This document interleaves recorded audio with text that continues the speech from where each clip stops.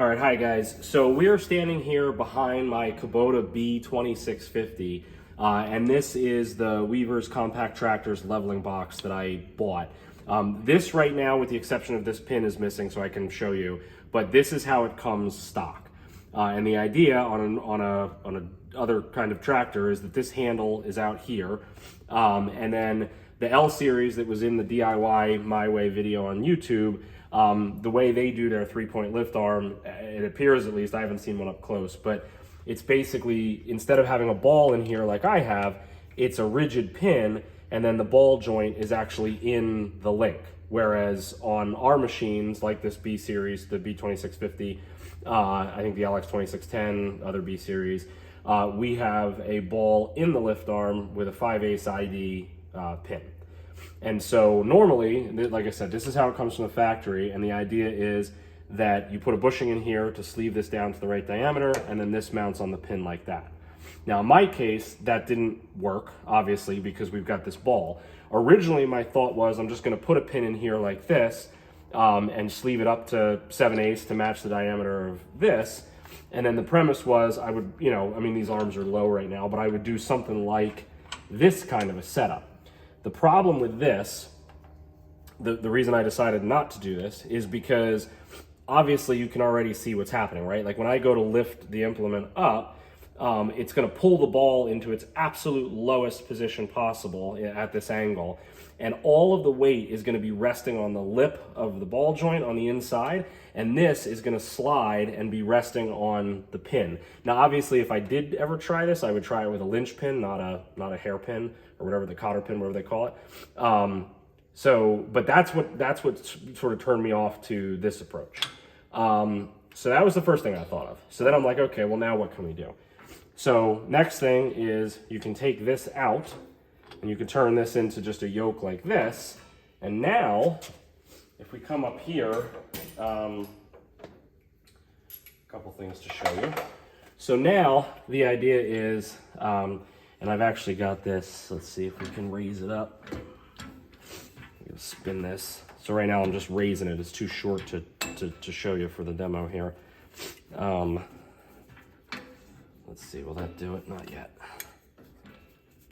So we'll raise this up. It's just threaded, obviously. And then the idea here is that the two top yoke holes here, I was actually a little bit bummed about this. So these are 750 OD. I was thinking this was going to be press fit into these holes. It's not. The holes are actually 760.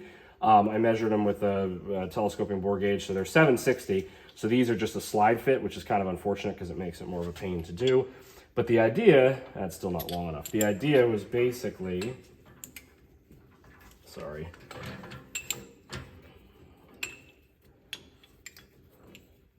Let's see, that's not quite long enough yet either. Sorry. All right, so the idea here essentially was, and I think you kind of get where I'm going, but this will step this down to a 5/8 ID with these sleeve bearings. And then the premise is, bring this in like this, slip this through. And I will tell you that when I had this all set up yesterday, it moved up and down nicely. It didn't seem to bind, at least as far as I could tell. But this ball now, like this ball over here, is finger loose, real easy to flick around. This ball is now tight because of whatever I did yesterday. And I don't think I did anything bad, but clearly I did something. So, all right, well, you guys get the point. I mean, the idea is basically you sleeve this down to 5/8, 65, and then you put the pin through the ball this way, just like that, and you would do it that way.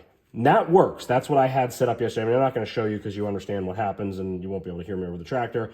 But that works. It moved up and down. It did not seem to bind or anything like that. The problem with that approach is that with the unit in here, the way this works, this is down and it flicks up so that you can move the handle. So this is the lock, basically. So you move it up.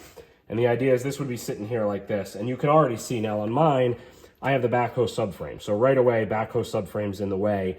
But this is not realistic because the implement's on the ground right now. And obviously you're not going to be leveling back and forth with the implement on the ground. So if I raise it up, these come up higher and it clears the backhoe subframe, but then I'm hitting my ROPS. I don't want to be doing that either. And it doesn't work. So then I'm like, okay, we could solve this problem. So flip it around. So we flip it in this way. The problem with this is that depending on the height of the implement, you'll either hit your top link or you'll hit your PTO shaft guard right here. So it doesn't work. So basically, long story short, the handle needs to be like this. And what I need to do is essentially create an adapter here so that, you know, as you guys all well know, the links on our machines have the angles in them, whereas this is obviously straight. So I need to create an adapter that can have the handle where it needs to be, and have, you know, fabricate some sort of a yoke that goes in here with the 750 pin that goes through here that'll mount into that 5/8 hole. And then that way the handle can be where it is, where it doesn't hit anything, and it's obviously much more ergonomic this way anyway. And then I should be able to level it up and down. The other thing based on the math and measuring stuff is that I believe that at its minimum length, this is about the same as this link over here. And so what that would mean is that I'll be able to extend the length of this, which will drop the implement on this side down lower. But I don't know on this particular size tractor that I'm going to have a lot of adjustability to bring the implement up on this side over here. So just, you know, so that's basically what's going on. So I have not solved this. I think that it's going to require fabrication of some kind of mount to go in here and get this handle out where it needs to be. The other thing I want to just point out to everybody too, for those of you that are watching, that you watch the DIY My Way video or whatever, that guy talks about buying bushings on Amazon or sleeve bearings on Amazon. Weaver's Compact Tractors actually sells this now. So this is the bushing that sleeves this down. And this is a press fit. This is on the bore gauges. This is actually 873. This is 875. So this is a press fit. And this brings this down to 3/4, which is what, from what the guy in DIY My Way said, that's the pin size that's up here if you have the rigid kind of pin like that. This is Weaver's, I think it's part number B1214, I believe. And that's the proper bushing that goes in there to bring that down.